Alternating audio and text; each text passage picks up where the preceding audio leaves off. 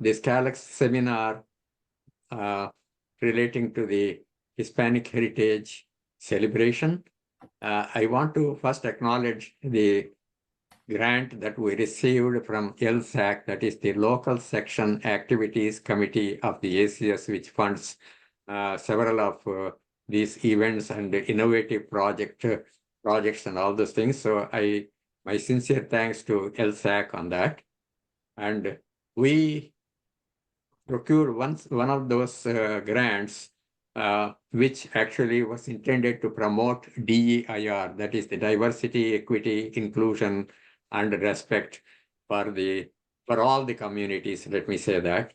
And under the grant, actually, the grant was a proposal that 3 sections submitted together: our SCALACS section, that is the Southern California section, the New York local ACS section, and the Nigerian international affiliate section. So the 3 of us submitted the proposal for which the grant was awarded.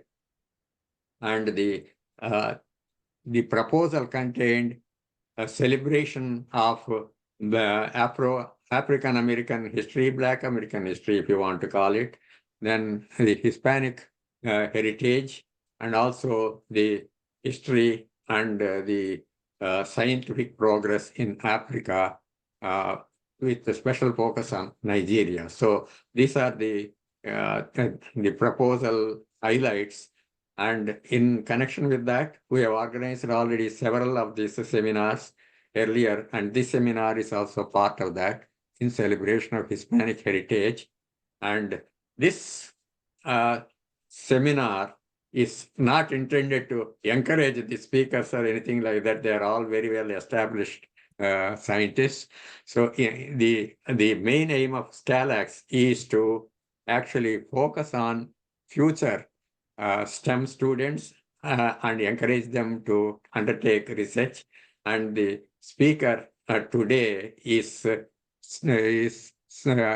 presented as a role model for these up-and-coming students to take up STEM subjects in future in the college, and then continue with the research and go for the say career jobs in this area. So it is my pleasure to introduce Professor Benjamin Garcia. He was raised in La Miranda, a neighboring suburb of our office, SCALACS office, which is located in Pasadena. And he received his BS in chemistry from UC Davis in 2000 and his PhD from the University of Virginia in 2005, where he worked with Professor Donald Hunt. His doctoral thesis was entitled Proteomic Applications of Tandem Mass Spectrometry. After postdoctoral work with Neil Kelleher, he was appointed as an assistant professor at Princeton University, where he worked until his appointment at the University of Pennsylvania School of Medicine in 2012. And in the same place, he was promoted as full professor in 2016. Professor Garcia joined the Washington University School of Medicine in St. Louis in 2021 to become the Raymond Witkoff Distinguished Professor and Head of the Department of Biochemistry and Molecular Biophysics. He is presently also an associate editor of the Analytical Chemistry and Mass Spectrometry Reviews journals, and serves on the editorial boards of the Molecular Omics, the Journal of Proteomic Research, and Molecular and Cellular Proteomics journals. He also serves on the executive committee of the American Chemical Society Analytical Chemistry Division, of which I can also say proudly I am a member. An ACS fellow, he has been recently awarded the ACS fellowship. As an ACS fellow, Ben has been recognized with many honors and awards, notably the American Chemical Society for Mass Spectrometry, it is called the ASMS Research Award, a National Science Foundation Career Award, an NIH Director's New Innovator Award, and the Presidential Early Career Award for Scientists and Engineers. And without much delay, I would welcome Professor Garcia to give his presentation. Thank you, Krishna, for that really kind introduction, and just very happy to be here. As you can see, my title has changed a little bit. Material will still be having a lot of quantitative proteomics for understanding epigenetic mechanisms, but I thought what might be kind of interesting for especially younger scientists out there is to kind of maybe for me to talk about my career path, because it's not been a linear path or something that was easy. You know, I also never thought I would get this far, you know, in my career as well. And so title is now an unlikely career in science and academia. And so, as Kristen kind of mentioned, I'm actually from Southern California. I grew up in a small town called La Mirada. This is a picture of my father with my two sisters. Both my parents were immigrants to the United States, and myself and my sisters were born here in the United States. And kind of growing up, I was a pretty average kid. I enjoyed kind of doing you know, normal kids things. I was definitely not, you know, God's gift to science and academia. Still probably am not, but definitely wasn't back then. And I always kind of like to show this. This is actually part of my high school transcript from La Mirada High School. As you can see here, I took chemistry. I think this was my junior year, and I got a D in chemistry. And so, you know, if someone would have told me back then that, hey, you're going to go on to get a bachelor's degree in chemistry, a PhD in chemistry, and be a faculty member in both chemistry and biochemistry departments, to be a department head in a biochemistry department, I would have just said no way, because I was, you know, more or less maybe a slightly above average student. But as you can see here, I definitely struggled in chemistry and some of the other you know, math and science classes I took. You know, they were interesting, but this wasn't what I thought I was meant to do. In fact, in high school, I cared more about, you know, not so much my grades, but chasing girls. And this is a picture of my girlfriend back then, Maria, who I'll show you in a second, became my wife and has been a big supporter of me and my career over the years. And so, you know, I like to show this table because it talks about student profiles, both kind of the traditional student and, you know, students who are not quite traditional. And I'll put myself in that post-traditional student profile. And so you can see the differences here. I'm not going to read them all, but just highlight a few. Traditional students are college ready. Oftentimes, you know, they'll go straight into a university. They'll have parents that have degrees and have kind of helped them throughout their high school to be ready to take on college. They usually live on campus. Oftentimes, they're not underrepresented minorities or Hispanics, and usually also they don't have to work while they're in college. They just go to college, get that college experience, work hard, and get their degrees. And oftentimes their college-based choices, you know, are on a lot of different things. You know, both financial aid programs offered in prestige of institution, oftentimes. I was kind of, and a lot of people are more of the post-transitional student profile where, you know, not quite ready to go to college right after high school for a lot of different reasons. So you might need some academic prep or remediation. You know, maybe enroll in community college first. So my degree, Bachelor of Science degree, was from UC Davis, but I started at a community college, Cypress Community College in Southern California. And after a couple of years, I transferred to UC Davis.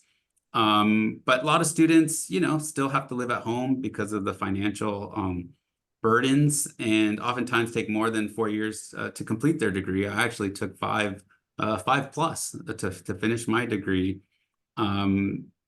Many times they're the first generation students, underrepresented, and also have to work as well. So their college choices are usually based on costs and not so much other things like academic programs or institutional prestige. And so, you know, this is definitely my path. But my path's been really interesting. And so, you know, from La Mirada High School, I didn't think I was ready for university. My grades were slightly above average, but not very good. And I wasn't strong in science for sure. I wasn't thinking about science. And so I had two options. I was either going to join the Army or go to community college. And I just told myself, I'm going to go to community college for a year, see how it goes. If not, I will join the Army, like a lot of males in my family and extended family usually do. In high school, I met my wife, Maria, who was my girlfriend. You saw her picture from way back then. And we both went to Cypress Community College. And there I just had really great professors that got me interested in chemistry and science and really took, kind of took me under their wing and inspired me. And kind of, this was the first time in my career that I got that inspiration, or I felt that confidence that they put into me. I'd never really felt that before. They were really like, you can do this. You could do any major you want to. But I did really start liking chemistry and science. So I was kind of a late bloomer to science.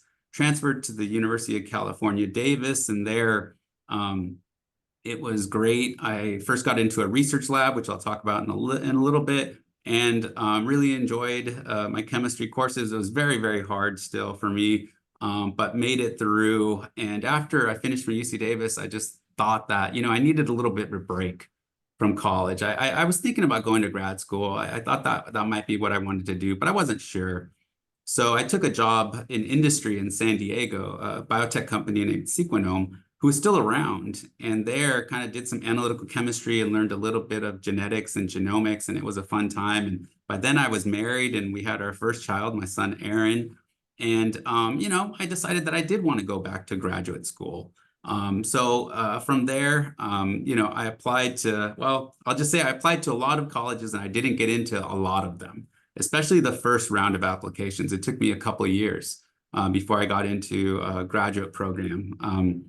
But I did get into the University of Virginia, and that was fortunate, as I'll show you in a second, that I met a great professor that encouraged me to really think hard and big about big questions in analytical chemistry. Had another child there. So as a grad student, had another child, my daughter Arabella. At that point, wasn't sure what I wanted to do, but decided to do a postdoc. I felt that, I kind of wanted to keep the dream alive to stay in academia. I would be happy going back in industry because I worked in industry and I really enjoyed it. But, let's keep the dream alive. So I ended up doing a postdoc at the University of Illinois and had another child as well, my second daughter, Alina, and that was a really great time. At that point, things had been going pretty well, and I had been doing work in the areas of proteomics and epigenetics, which I'll talk about a little bit more in a second. And from there, I was very fortunate to get a first faculty position at Princeton University in New Jersey. And we also had our last child there as well. Audrey, and as a junior faculty, it was quite difficult to be there just because, many Hispanics kind of suffer from imposter syndrome, and I felt that as well.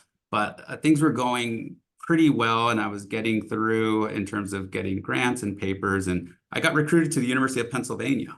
And so I was in the School of Medicine. A lot of our work was starting to get into human health, and that's where I wanted to be, in a school of medicine. And it was great to be there. I was at Princeton for about 4 years, 4.5 years, and then about 10 years at the University of Pennsylvania. No more children, but we did get a couple dogs.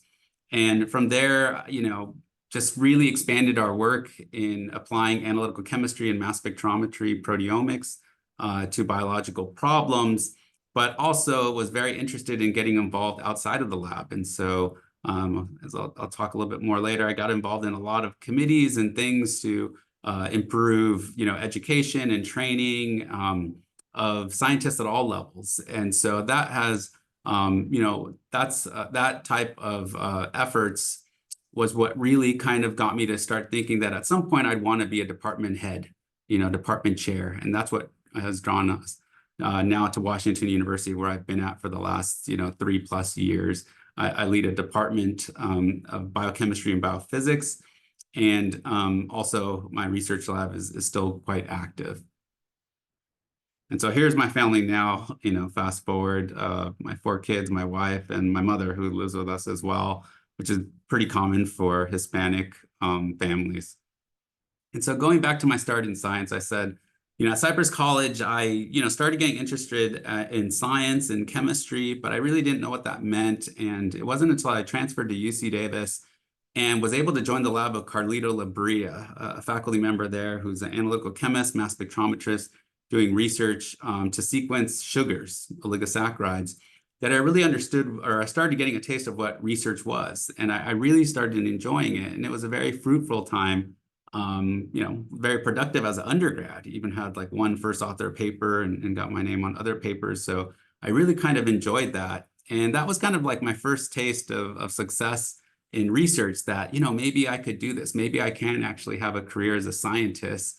And I have to say, the first organization I joined was American Chemical Society. And first award I got was this analytical chemistry I.M. Kolthoff Enrichment Award, which I.M. Kolthoff is like the father of modern day analytical chemistry.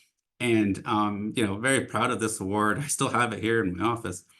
And, earlier this year, I was actually invited to give a series of seminars at the University of Minnesota that are the Kolthoff Lectureship.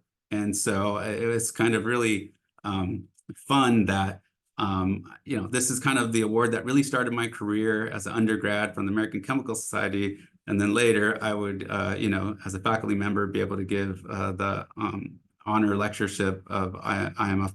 Itzhak Kolthoff. So I was kind of really proud of that. But as an undergrad, I had pretty decent grades, and my grades went up a little bit more than they were in high school. I had about maybe a 3.5 GPA. But during the first round of applying for faculty position or for graduate school, I didn't get into any of them. I applied to basically all the major graduate programs in chemistry in California. And, just the competition is really high, and I just didn't get into any of them. And so, that forced me to kind of take a year off from school before applying again. And so, as I mentioned, I worked in a small company in San Diego called Sequenom, and there kind of continued to perform mass spectrometry and analytical chemistry type of research, was involved in some research that led to a few more papers. And, at that moment, the human genome was also sequenced as well. This was about the year 2000. And so, a lot of people were talking about, well, what's next? The human genome sequence. And I just kind of thought, from my very basic understanding of biology and biochemistry, that, well, I guess we know everything about the genome. I need to maybe study all the proteins that the genome encodes. And this was before proteomics was a field or even a word. But there was a few people around the United States that were doing, what would be now called proteomics research. And one of these was at the University of Virginia. I applied to several schools a year later, and I was fortunate this time to get into graduate school at the University of Virginia, and was able to work with a proteomics pioneer, Don Hunt. And he was developing technology, mass spectrometry-based technology, and also applying it to a variety of biological problems to sequence proteins by mass spectrometry, which at its time was starting to just really take off. And it was just a really great time where I just learned a lot about how to be a rigorous analytical chemist, learned how to really apply mass spectrometry to identify proteins and their post-translational modifications by mass spectrometry. And we started collaborating with a biologist named David Alice, the late David Alice. He passed away a couple of years ago, unfortunately, who started to get us interested in this area of biology called chromatin biology, or epigenetics. But this was before epigenetics was a word. It was more just chromatin biology or transcription. And so what is that? And so in all of our cell nucleus, we have chromosomes. But, these meter amounts of DNA that we have in our cells have to fit in a very small area of the cell, just the nucleus. And so the way that nature is able to accomplish this, as it takes this DNA and winds it around, or the DNA and winds it around a ball of proteins called the histones. And this creates the nucleosome, which is the basic repeating unit of chromatin. And nucleosomes are strung together and then bunched together to make our chromatin fiber and eventually our chromosomes. And so these histone proteins were thought to be just kind of these structural proteins to give rise to the chromatin fiber. But over time, people have found that they have many different types of chemical modifications, what we call post-translational modifications, and that these modifications are actually kind of important for biological function to regulate the expression of the genes, the DNA, that is bound by these histone proteins. There's 2 copies of each of the histones, H2A, H2B, H4, and H3. And, as time would tell, by both mass spectrometry and other approaches, there's a lot of post-translational modifications, a lot of these different chemical modifications across all of these histones. And there's another histone that links the nucleosomes together, histone H1. A lot of these modifications are, still not really understood how they work and what their function are. But it's very clear that these histones have this really complex, almost code that is created by these different modifications and combinations of these modifications. As you could see here, even some residues like this lysine residue has, potentially up to 12 or something, a dozen different types of modifications that occur on it. So it's a big challenge for analytical chemists such as myself to really detect all these modifications and do it quantitatively and identify new ones and which combinations are modifications, to really understand how these modifications affect the function of these proteins that bind DNA. And it's these modifications and their potential regulation of gene expression, the DNA expression, to create RNA that will then create proteins that make up part of the field called epigenetics. Epigenetics, epi is Latin for on top of. So these are all the mechanisms on top of genetics that control gene expression. And so what you can see here is that, you have the different core histones, and I just kind of put some of the modifications, methylation, acetylation, and phosphorylation are the most common ones. And you can see there's a lot of sites that have these modifications. In general, acetylation turns genes on, so it's transcriptionally activating.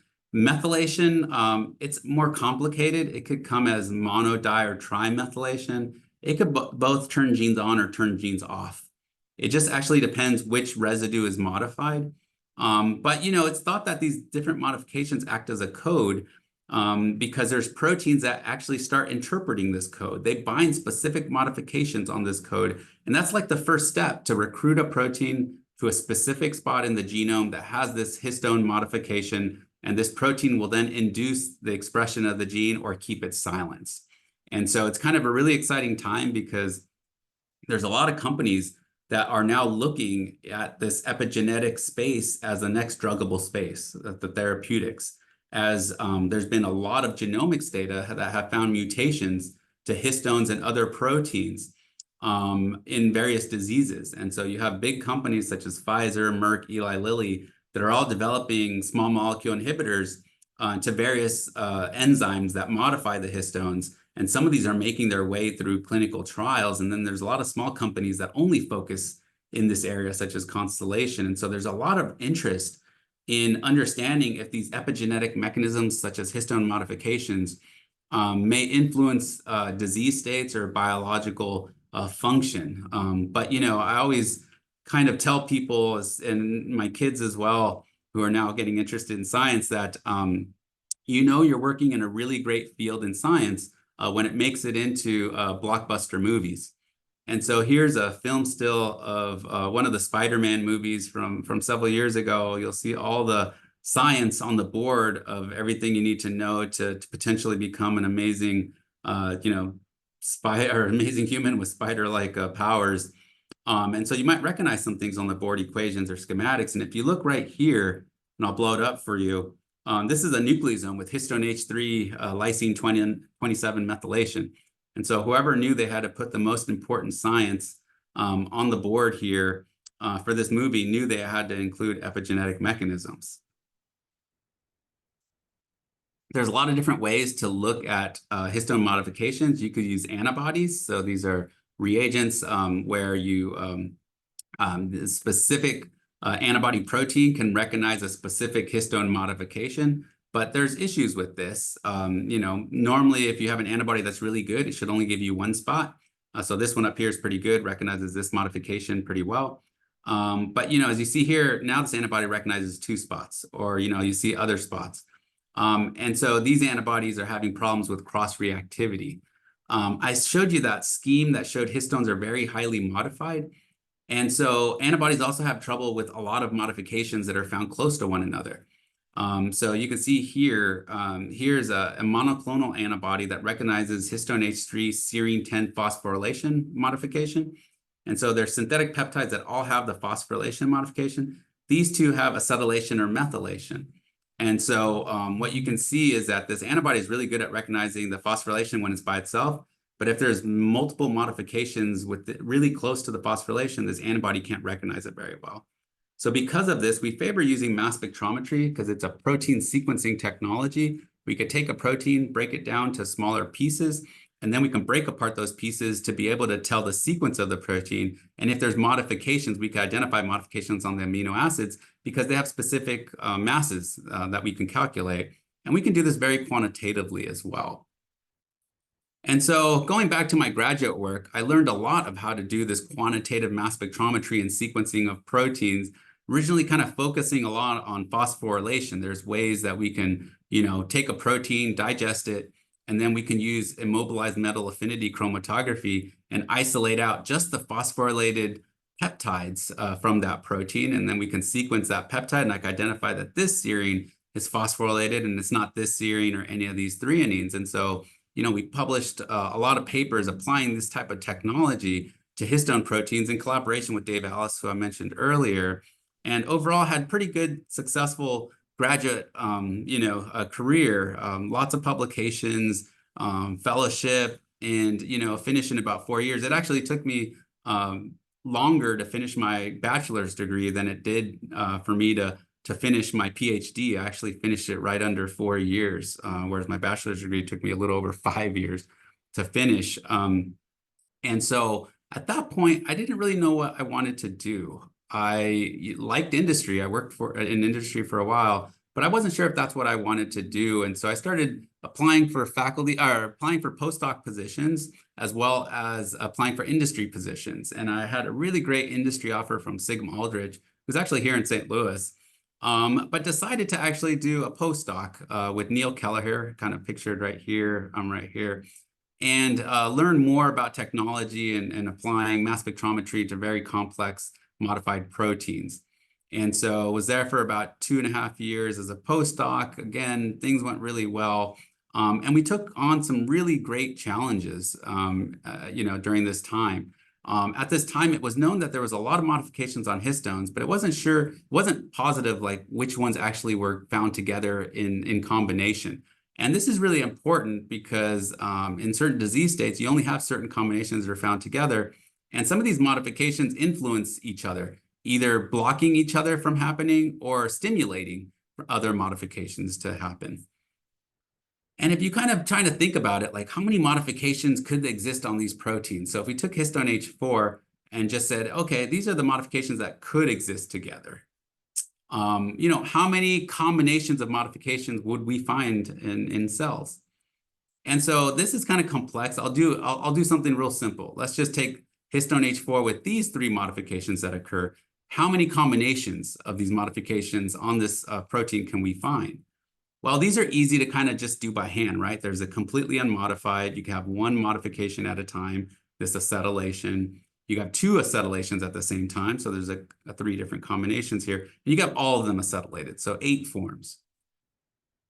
But, that's a really simple case. And if you have all these different residues that could be modified, the combination possibilities are staggering. And so if we have lysine that can exist as unmodified or all these different modification states, lysine that could exist as unmodified or monodimethylated, and these are the amount of amino acids that there are on this protein. Serines can exist as unmodified and phosphorylated, N-terminus. So you start thinking about all these different permutations, and if you do the math, it's ridiculous. I mean, there's more than billions of forms, right? And so, is nature really have that many combinatorially modified forms of this one protein? No. So not all these things can exist. These are the ones that can exist on the specific sites. So let's just take which combinations of these occurring that we know can occur, which ones can be found together theoretically. it's still a lot of forms. I mean, 100,000 forms of the same protein. That's incredible. But that's theoretical. How much do we really find? And so for my postdoc research, I built a lot of chromatography and mass spectrometry approaches, because if you just took the histone H3 tail and sprayed it in the mass spectrometer, you see all these different modified forms.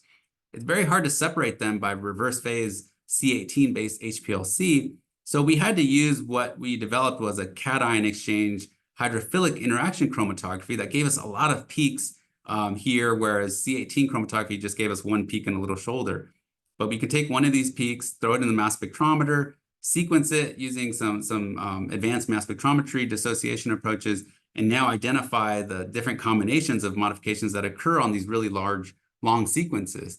And so we found about 170 different forms of histone H3, which was the most complex histone at that time. And at this point, you know, the proteomics field was starting to take off, but so was the epigenetics field as well. They were, you know, really starting to, a lot of people are getting very interested in this. And I think, you know, a lot of people tell me, well, oh, you picked two great fields to be in. I didn't really pick these fields. I just kept doing what I enjoyed. I enjoyed mass spectrometry and all the technical challenges that mass spectrometry presented or could solve to biological problems. And I really thought this problem of all these different modified proteins was just really, really fascinating. And so I was lucky enough to then get my first faculty position at Princeton University in 2008. This is kind of one of the first lab picks with the first few people that joined the lab, both undergrads and grad students and more senior people like postdocs. And, you know, we went after a lot of really good problems, which I'll discuss in a second. But, you know, one of the things that you'll see in the rest of the theme of this talk is that diversity in science really does matter. And at this point, you know, I've noticed that at the times in my group where we've been the most diverse, people of all kinds of backgrounds, not just underrepresented minorities, but people from other countries, people from you know, economically disadvantaged backgrounds, rural backgrounds, things like that.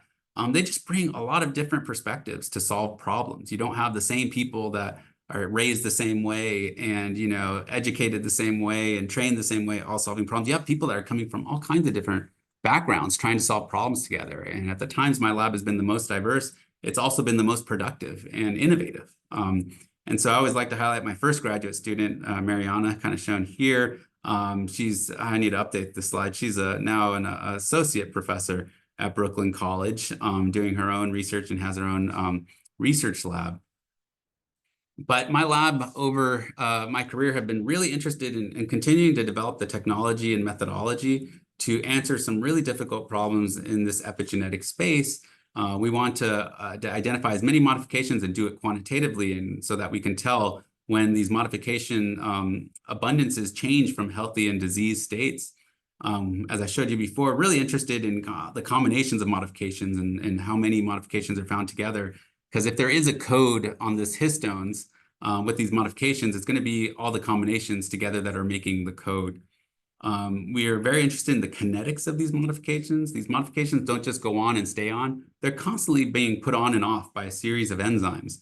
And so we're very interested in how fast these modifications get put on, and also combining genomics with our analytical chemistry, mass spectrometry, so that we can, you know, one day take our favorite gene and analyze all the proteins on that gene in both the health and disease state, and you know, be able to detect the histone modifications that control that specific gene expression. And so one of the first challenges that we took on, you know, when I started my lab, was to create a high throughput version to look at all these combinations of modifications. Because one of the things I didn't mention, we identified 170 histone H3 codes, but it took about 6 months of instrument time to do it. Just brute force, separating out proteins and taking fractions into the mass spectrometer. Definitely not something that you could do easily and to a lot of samples. And so we developed a very high throughput approach where we created an online version of this chromatography that separates out the histones so well, and I'll talk about that in a second. But so now in a single 2 or 3 hour run, we can spray the sample into the mass spectrometer, these histone samples that have the high modifications, and we can get separation based on the number of acetylation groups they have and the number of methylation groups they have, and use electron transfer dissociation to fragment and sequence these entire histone modifications to determine the combinations in a single shot. And the way we're able to do this is that we developed a new chromatography that was a pH gradient-driven weak cation exchange Hillick chromatography that was based on this material where the histones bound really well to this material because they're very basic proteins because they bind our DNA. They have a lot of lysines and arginines. So they bind this material really well. But going from high pH to low pH and high organic to low organic, the histones elute out. And so we're able to get these chromatographies and able to get all these codes. I'll show you what the heat map looks like of all these modifications. Here's histone H3 that's separated out by this Hillick chromatography. We have retention time one axis of the heat map. We have mass to charge on the other, and then just just an abundance index here. And so we can see that we have these pools of histones that are separated out by the number of acetyl groups that they have on the histone H3 and by the number of methyl groups they have here. And it's really quite interesting. You can see where one of these kind of pools ends and begins. So it's almost like a titration curve, sort of. And something that's really abundant, we can then sequence it really easily by mass spectrometry and determine that all the different combinations that are found together. And even something that's really low level, we still have enough sensitivity with these instruments to sequence it and identify all the combinations that are found together as well. And so about that time, my lab was starting to, this is about, 4 years later, 2012, my lab has been doing pretty well, publishing well, getting some grants. And we were starting to get more involved in human health. And so it made sense to be in a school of medicine. So I got recruited to the University of Pennsylvania, collaborate a lot, get more grants. And my lab really exploded, really grew. I think at one point we had over 30 people in the lab. You can see here just a really diverse amount of scientists from all over the world, all over the globe. People that were just, fantastic scientists and brought that different thinking, different backgrounds, different cultures, different ways of life to the lab every day. And this is actually something that we have in the lab right now. It's hard to read, but it says the Garcia lab origins. And we have pins for every country, which are really difficult to see, but we have pins of everybody's background and where they're from all the different countries over the years. And so we took on some more challenges as well and developed new analytical approaches to analyze other, major problems in the epigenetic field. And so one of the problems that we went after was it wasn't clear how, these histone proteins, especially on the N-terminal tails that stick out of the nucleosomes, what their structures look like. When an X-ray crystal structure came out of a nucleosome, they could not crystallize the tails. And so they kind of thought, well, the tails must be flexible and floppy. But there hadn't been any approaches to be able to solve this. And so we thought we could use hydrogen deuterium exchange mass spectrometry, where you take a protein or a complex like this DNA histone complex, you incubate it with D2O. Any solvent accessible or exposed hydrogens will exchange with deuterium. And then after digesting and getting in the mass spectrometer, we get this distribution of deuterium that's in the protein, and it tells us how much protection or how folded certain areas of the histone are. And so we can do this. We modified some things to be able to do this a lot faster. And with these proteins that are kind of a challenge, to be honest, to analyze. And so we have a new method to kind of do this that was published several years ago. But what we can easily do is take dimers of the histone H3, H4, or take a whole nucleosome with DNA and all the histones. And when we look at the mass spectra, here we have no deuterium, and then we have this reaction for many seconds, and then fully deuterated, where we deuterate for multiple hours. We can see that in the dimer of histone H4, histone H3, after 10 seconds, it gets pretty well exchanged. But in a nucleosome, you can never get to the full, deuterated molecule. There is a lot of protection that is happening here, so we don't see that quite shift. Here, everything kind of aligns, so everything is shifted pretty quickly. And what this data told us, especially for histone H4, was that histone H4 in a dimer, before it gets into a nucleosome or into our chromatin fiber, what you're seeing here is the amount of deuterium getting in. Red is a lot of deuterium, blue is not very much deuterium. So in the dimer, we have a lot of deuterium getting into this tail, which is about the first 40 amino acids or so, maybe 30 amino acids or so. But in the nucleosome, histone H4 has a lot of structure for the tail because you don't get that level of exchange. So you get much less deuterium that is exchanged into a nucleosome. This is the first time anybody had showed that these tails actually do have structure. As I mentioned before, and you saw in that picture, it had a lot of diverse people from all over the world. especially a lot of Hispanics and Latinx, scientists. And so just to highlight a few over the years that have been really productive and really brought a lot of really great thinking to the lab. I had a postdoc, Jahaira, who came from Panama and worked on a really interesting problem to understand how metabolism affects chromatin histone modifications. And what she ended up finding was that a lot of small molecule metabolites can get converted to their corresponding acyl-CoAs, and these could end up becoming modifications on the histones. Some of this is mediated enzymatically, but a lot of it is non-enzymatic, just because you have these high energy intermediates that can react with the lysine residues on the histones. And so she kind of really mapped out really well which sites on the histones can be found by non-enzymatic and enzymatic ways to really open up this idea that metabolism affects this histone code and epigenetic mechanisms. The other thing she brought in was kind of, and a lot of people, really kind of thought of this as well, was the tradition to now name all of our instruments after all the different countries represented in the lab. And so here's Panama, it's an HPLC, but a lot of our instruments were named after various different countries across the globe, from Poland, Russia, Ukraine, and several other countries as well, including Venezuela and even some African countries where we've had lab members come from. And so this is kind of a tradition that we've kept in the group after all these years. Had many great scientists from Brazil as well come as visiting scientists. I have also some scientists who have done postdocs in my group. Julia brought her graduate student with her and performed research in the lab for about 6 months to a year, something like that. I think Julia stayed the first 6 months and Mariana came a little bit afterwards, and led to really great collaborations to understand how histone modifications are involved in oncogene-induced senescence and more biological events that are the precursors for potential cancer growth. Had also a really great postdoc, Josue Baeza, who's from Mexico and the El Paso area.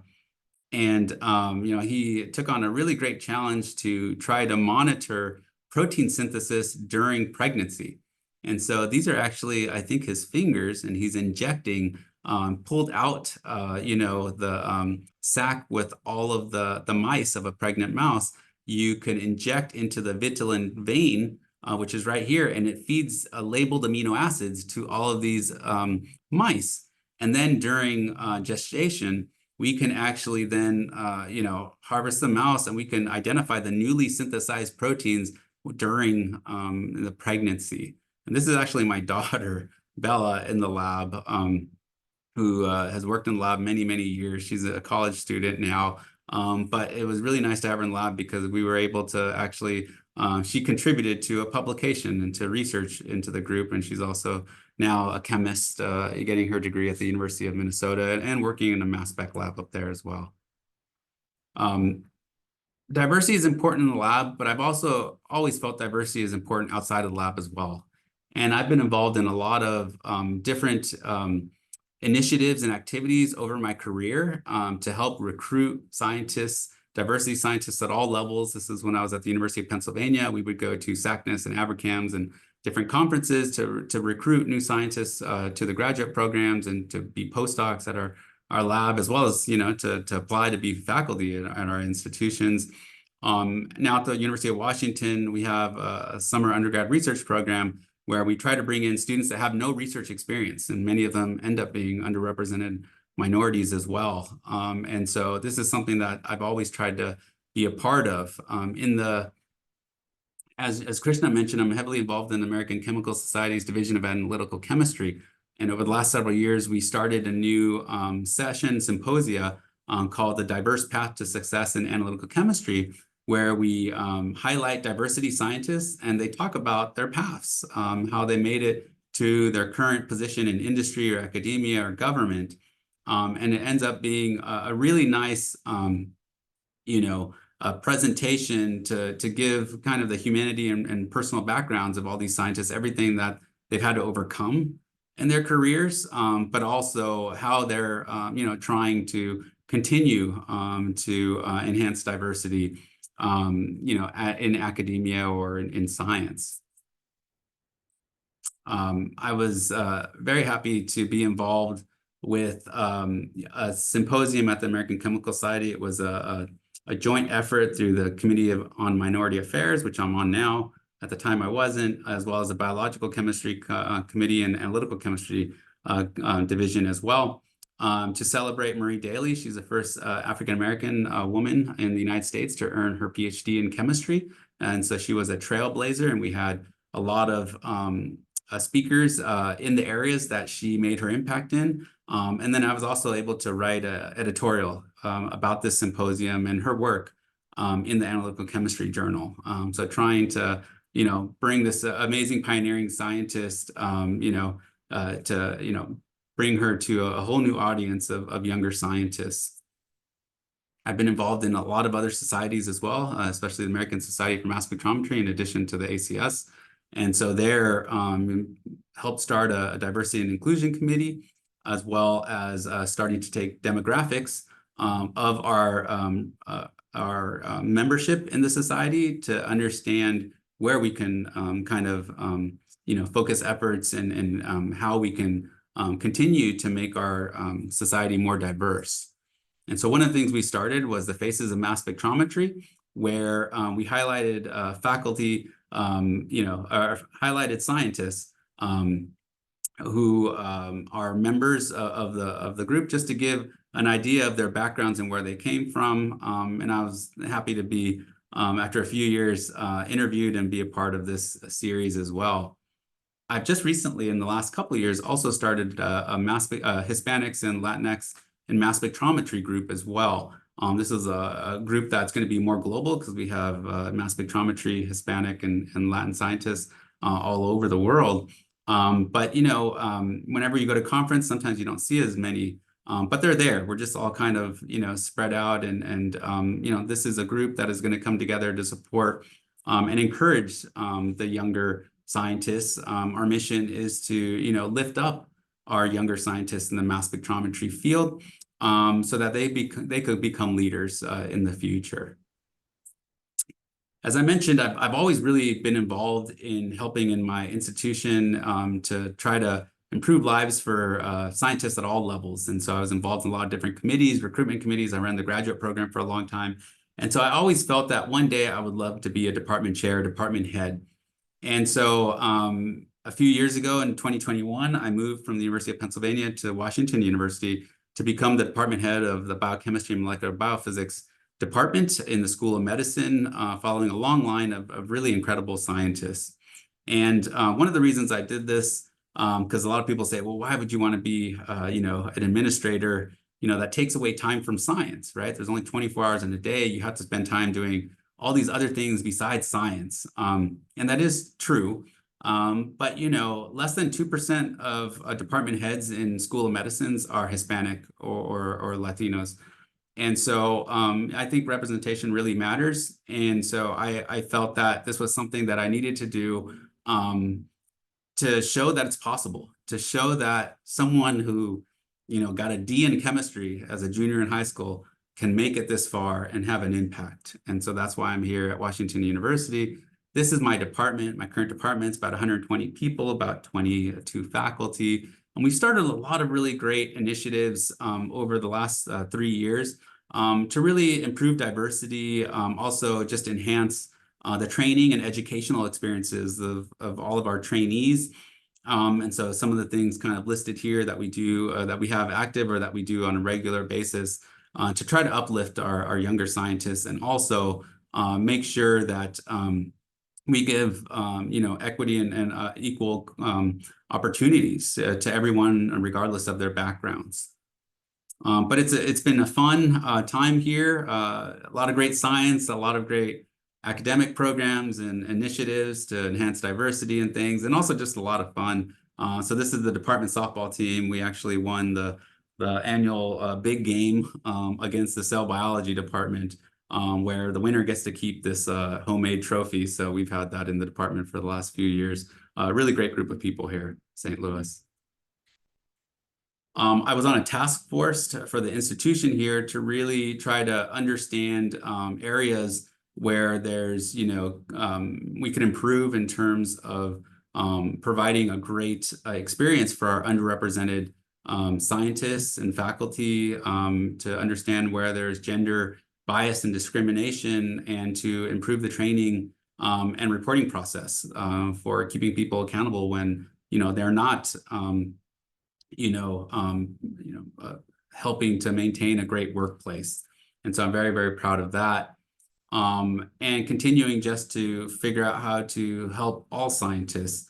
And so we've started a lot of really interesting new programs here in the institution and in my department to just better prepare scientists for all kinds of careers, not just academic careers, and also just make sure everybody is, the stress isn't getting to people, or, and having a good balance of kind of, life and research work, as well as advocating, our Congress for, more funding for science. So this is something I've done, been a part of Capitol Hill Day for many years now as well. Lastly, at Washington University, we're continuing the great science. In the last few minutes, I'll just talk about some of the new research we're doing. We're always kind of looking at new scientific platforms, technology platforms.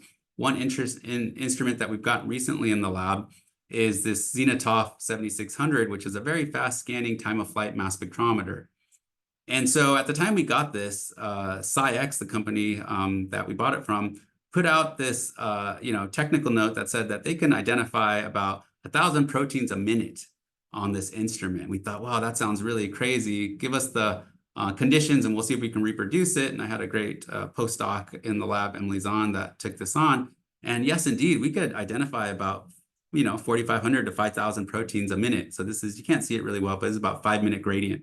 All these proteins coming out, anywhere from 4,500 to 5,000 proteins we routinely detect on this instrument. And so we've created new platforms to look at these histone modifications in a much quicker way. Our normal platform is about a 55-minute gradient, so about maybe like a close to 75-minute total time. And we've created even faster methods, because this instrument is so fast, 5 and 10-minute gradients to look at all these different histone modifications. And we can do this because this instrument takes very, very small windows and analyzes them together. And we've tailored this now to make these windows very specific for these histone modifications. We know where all the modified peptides should come out at, and we can make these windows smaller or bigger to optimize the time, and we can make it really quick. And what you're seeing here is that regardless of whether we do a 5-minute, 10-minute, or 55-minute, this is our normal gradient that we've used before in the past, but especially these fast gradients, we don't lose a lot in terms of the quality of the analyses. And we could identify different modified forms that kind of overlap in their abundances because they have different modifications that are the same mass, but chromatographically cannot be separated. This instrument can get enough data points to separate them out, and we can tell by the mass fragments which isomers we have of these different peptide with different acetylation groups. And so between the really quick, the quick, and our normal gradient, we get about the same data, which is amazing. Here's 100 repeat injections of this 10-minute gradient. So it's like a 12-minute total time. You can see how reproducible this is. And that's just shown here in terms of number of peptides, very, very reproducible for the most part. And now we can look at 150 to 200 different histone modifications in less than 12 minutes of time. So we're starting to really run through a lot of really great clinical projects where we have a lot of samples. This instrument can also fragment very differently than other instruments, so we can increase the energy with electrons and break apart a peptide, so we can get very deep sequence coverage and determine exactly which lysine residue is modified. It won't be ambiguous. And so here, this just shows that there was 2 peptides that eluted out. They had the same mass, so by just looking at their mass alone, we couldn't tell what they were. But when we cranked up the energy and fragmented each one, we fragmented the side chain. And by looking at the side chain, we can tell that this modification was actually 2 modifications that added up to this other modification of the same mass. But by the fragmentation of the side chains, we can differentiate them apart. And this was a paper that was published in Nature showing the first time that a lysine residue can have 2 modifications at the same time. we've also developed ways to look at intact proteins or intact nucleosomes into the mass spectrometer as well. A lot of computation as well to do this well. A lot of optimization here for these histones. Not going to get into the little bit of details, but at the end of the day, we have these different histones, intact protein that come out at different times, and we can take their mass spectra. You can see high resolution mass spectra for each one. And from one of these high resolution mass spectra, you can focus even more and see that there's all kinds of different modifications that are found, different combinations. And we can sequence the intact protein together, not just have to digest it to small pieces and look at the pieces. We can fragment the entire proteins together and get the combinatorial code. And so that's what we're most excited about now, is really the ability to look at all these different combinations across the protein and determine if there is really a histone code in disease state. So that's something that everybody will have to kind of look out for in the future. And so with that, I just want to thank all the people in the lab right now. Again, just a really great diverse group of people from all over the world, funding from a lot of different sources, especially NIH and NSF. And thank you so much for this opportunity to share a little bit about my career path and some of the science and how analytical chemistry can actually be applied to some really difficult problems in biology, but also that, you don't have to be a superstar, as a high school student and as an undergrad to make it far. And so what really matters is to get good training, have really good mentors along the way, and take advantage of all the opportunities you have. Because I would have never thought that I could make it this far. But it's only been because of really great people and support and, opportunities that I've been, able to take advantage of. And so with that, I'd like to try to answer any questions if there are any. Thank you.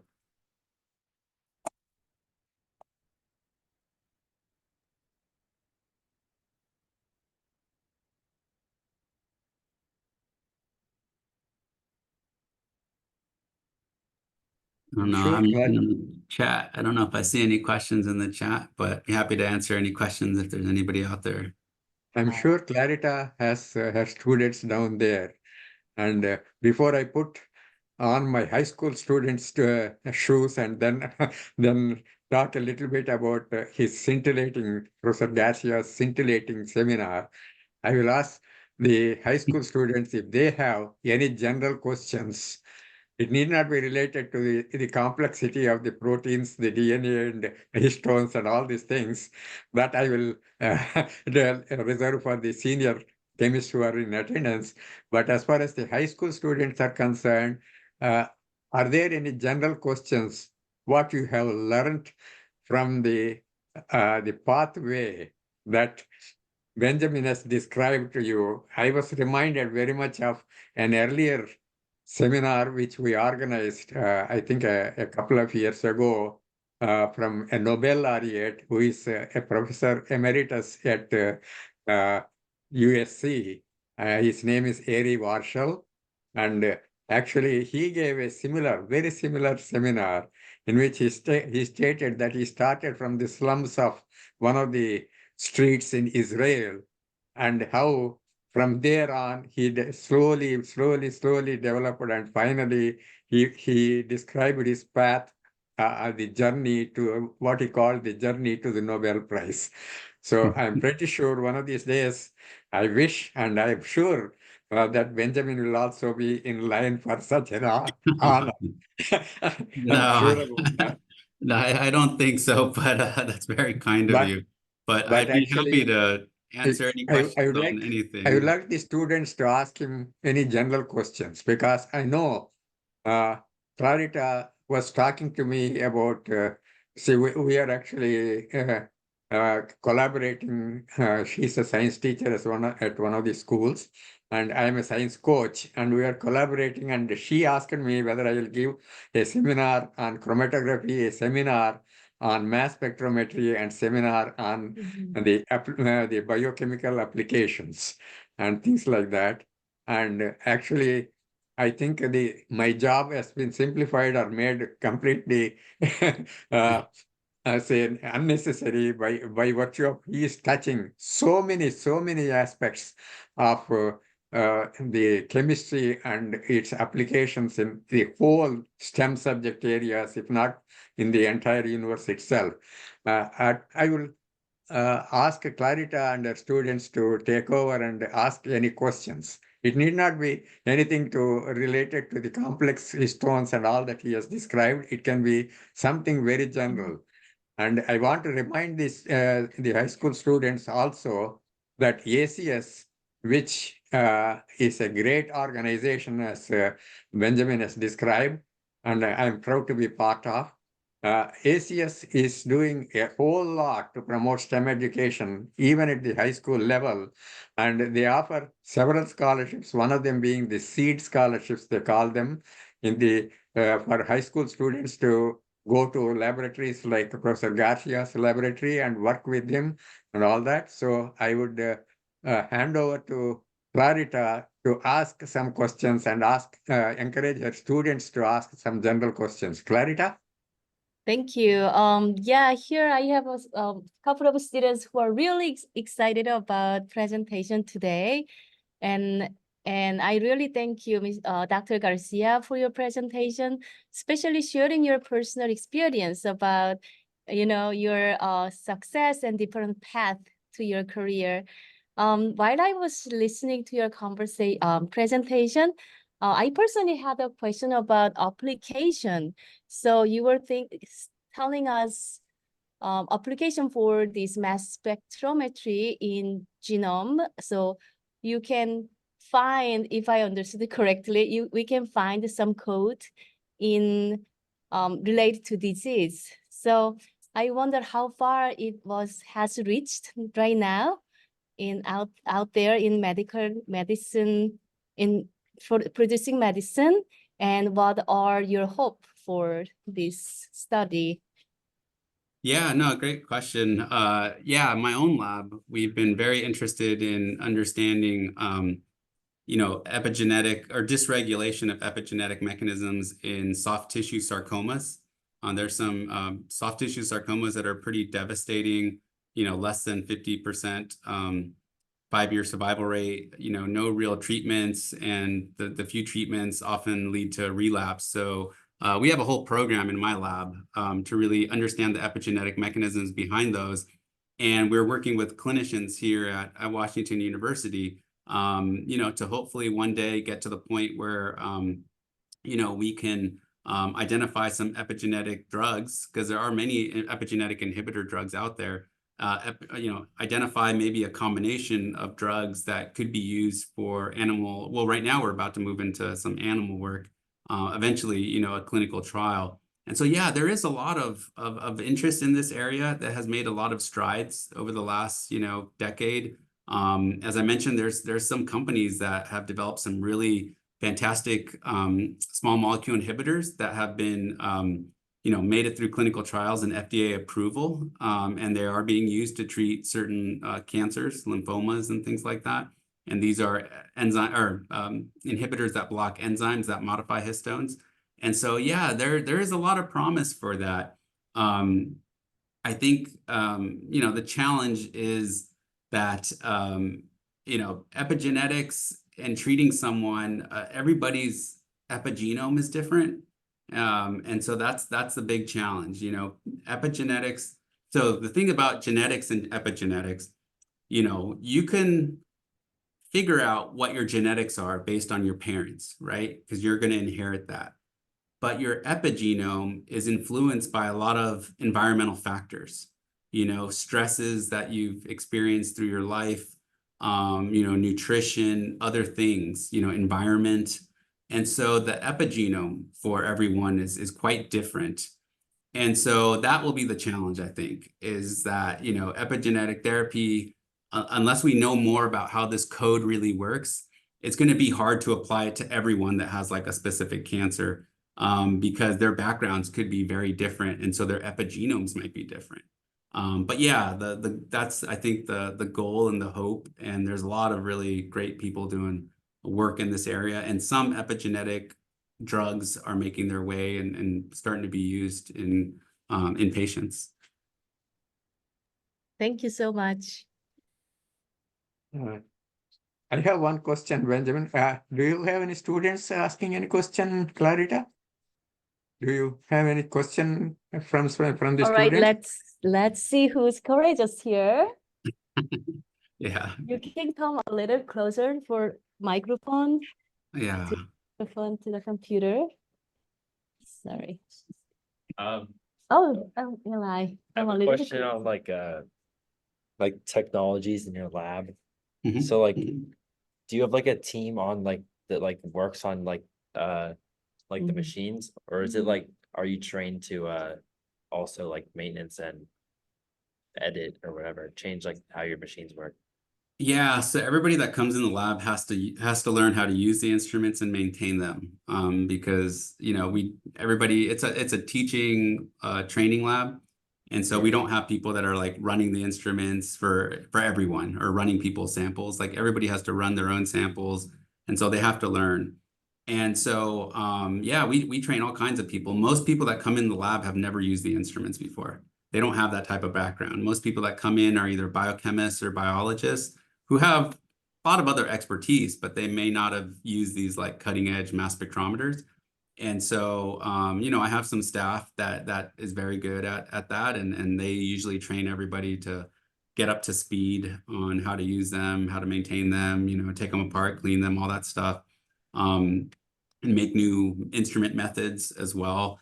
It probably takes on average someone about 4 months before they feel comfortable enough to start generating their own data, and you know, probably a couple years before someone feels like they're, you know, more or less an expert in all aspects of the instrumentation and the technology. But it's doable, and we've trained a lot of people that have absolutely no technology background to be able to do this. Thank you. Actually, I have another question really fast. Yes. Like how long have some of your staff been like working at your lab? Yeah, so I have right now, the format of the group is about 4 staff members. I have 5 postdocs and 3 graduate students. And so the graduate students, you know, it takes them between 4 and 5 years to finish their PhDs. I think our grad students right now, the older ones are like in year 4. So they're getting close to the end. Postdocs, you know, usually spend 2 to 4 years as well. A little bit shorter time than grad students. They already have a PhD, so they're just trying to gain a little bit more skill set and publish a paper or two so they can move on to their next, you know, hopefully final position. My staff right now, most of them are pretty new because I just moved here from the University of Pennsylvania. So I've had some staff in the past that have been with me like a decade, but the ones here are all fairly new because once I moved, only about a third of the group that I had in Philadelphia at the University of Pennsylvania moved with me. And a lot of those were students and postdocs that left. So right now my staff have not been with me, like my permanent staff have not been with me as long. I think 2 or 3 years is the longest. But yeah, I hope they, you know, like what they're doing and that I can keep them happy to stay longer. But those are kind of the timelines with the different people that I have in the group. Thank you. Anybody has other questions? Nick? Yeah. Sorry, the lighting is not the best, but I was wondering if like what are some ways like the younger generation can get involved in like this kind of lab work of mass spectrometry analysis and getting more involved in like the medical research side of all this? Yeah, no, it's a really good question. You know, in my lab, we do take high school students. I've had 2 high school students the last 2 summers come do research in the group. And so, you know, can't take, you know, everyone who'd probably want to join the group, but, you know, we do take a handful every year. And I think a lot of professors take, you know, maybe 2 high school students a year. And so, you know, it takes, I think just a lot of emailing, you know, faculty, letting them know you're interested. If you have some connections, either through your local ACS section or something like that, that's also great as well. You know, it is a little bit hard to get started, especially when you're that young. because most people don't, have barely had any science courses that would be relevant for like the really cutting edge research. But, that's okay, because I think the younger you start, the better. And you can start hearing about terms, you can start hearing about research areas, you can start understanding a little bit about, how these instruments work, and, all the other techniques in the lab too. And, you start at the bottom, okay, I'm going to be, you're going to be making buffers, or you're going to be making reagents, and then you're going to do some extractions. And that's how we usually start with our high school students, is that, can't just put them in front of the instruments to start with. They have to really understand a lot of the basic things first. But that's why summer research is so great, because if you can get 2-3 months of research in, by the end of the summer, we do have students that are starting to produce high school students that have started to produce samples that we help them, get the mass spectrometry data. And we've had a lot of high school students, do well in terms of, entering their research in different types of competitions, both local, regional, even national. I've had a couple students make it to the Intel final, be an Intel finalist for that national competition as well. So, I mean, I think, the advice I would give is, if, depending on what areas you might be interested, whether it's cancer biology, if you know the biology area, or if you know the chemistry area, I would just start emailing people. And, a lot of people won't get back to you because everybody's busy, and it's that's unfortunate. But, someone might, and then you might be able to strike up a conversation, and you never know where that might lead. And also, if you do have some connections with some scientists, and they either know of high school programs like, Krishna had mentioned the SEED program. There's a lot of other high school summer programs as well. I don't know all of them, but those are also good, things to try to look up on the internet and see if you're eligible and apply for them as well. But yeah, just anything you could do to get in the lab, I think, go out there and do it. I think overall, I don't look for students that I think are like the smartest, or that already know a lot about research or have experience. I look for ones that are motivated, that really want to be in the lab and learn. And so hopefully you'll be able to find, someone else that also feels that way. And if you're interested in research as a high school student. That's awesome. Thank you so much. Yeah.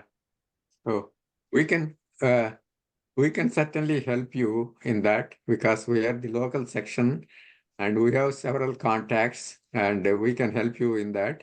And I also just now, a little while ago, sent Clarita a couple of emails, one on the ACS itself and its functions and how it is serving the public.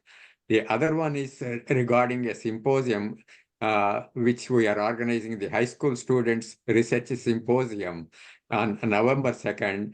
And I strongly advise your students to attend that, listen to that, and see how much research. These are all high school students, mind that.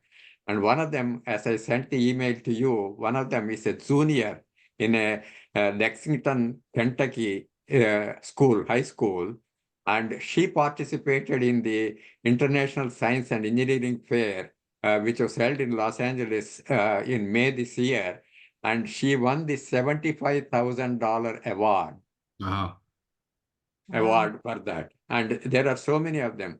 So actually, as Professor Garcia says, a lot of professors are sympathetic to high school students, and I'm pretty sure Professor Garcia himself is.